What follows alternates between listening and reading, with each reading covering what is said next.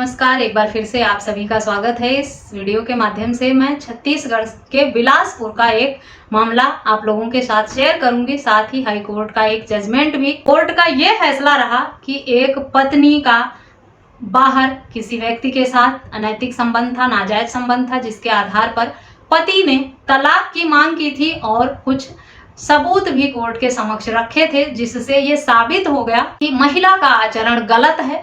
और इसी पर कोर्ट द्वारा उस महिला के प्रेमी और एक अन्य व्यक्ति को दोषी भी ठहराया और पति के हक में तलाक की डिक्री भी पारित कर दी। तो अगर आपका पार्टनर भी एडल्ट्री में है, नाजायज संबंध में है, उसका कोई बॉयफ्रेंड है, तो उसको कैसे सजा दिलानी है, कैसे ऐसे पार्टनर से तलाक पाना है, उसके लिए ये वीडियो आपके लिए बहुत यूजफुल होने वाली है। तो पूरी जानकारी पाने के लिए इस वीडियो को अंत तक जरूर देखें। अगर मेरे चैनल पर नए हैं, अब तक सब्सक्राइब नहीं किया है, तो प्लीज सब्सक्राइब करके बेल आइकन को जरूर प्रेस करें, ताकि इस तरह की और भी इन्फॉर्मेटिव वीडियोस आपको घर बैठे मिलती रहें। इस मामले में कोर्ट द्वारा पति और उसके परिवार के साथ पत्नी का ये आचरण क्रूरता माना गया और इसी आधार पर उसे तलाक दे दिया कोर्ट ने। इस मामले में पक्षकारों की शादी 2015 में हुई थी। शादी के कुछ समय बाद पत्नी का व्यवहार बदलने लगा।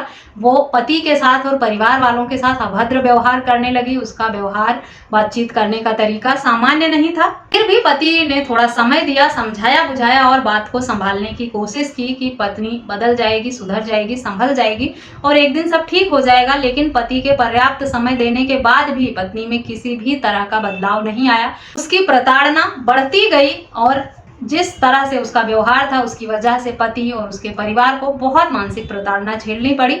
कुछ समय बाद पति ने नोटिस किया कि वो किसी व्यक्ति के साथ फोन पर घंटों तक बात करती है, उसका कोई प्रेमी है। पति का ये भी कहना था कि जब बॉयफ्रेंड के बारे में उससे पूछताछ की जाती थी, तब वो नाराज हो जाती थी, गुस्सा करती थी और उसका व्यवहार और भी बुरा हो जाता था, अभद्र हो जाता था। इस सब के चलते पति एक दिन कहीं विवाह समारोह में गया था बाहर। उसे सूचना मिली कि घर में चोरी हो गई है। पति वापस आया और उसने चोरी की रिपोर्ट दर्ज कराई। पुलिस पूछताछ के दौरान ये पता चला कि पत्नी ने ही अपने प्रेमी एवं एक अन्य व्यक्ति के साथ मिलकर अपने ही पति के घर में चोरी कराई थी। पुलिस ने प्रेमी की मां के पास से जो सामान चोरी हुए थे उन्हें बरामद भी किया। इन सब घटनाओं के बाद पत्नी अपने पति से अलग रहने लगी थी। अलग रहते हुए पत्नी ने 125 सीआरपीसी में गुजारे भत्ते की भी मांग की थी। पति ने यह साबित किया कि इसका अनैतिक संबंध है एक व्यक्ति के साथ और ये साबित भी कर दिया सबूत देकर।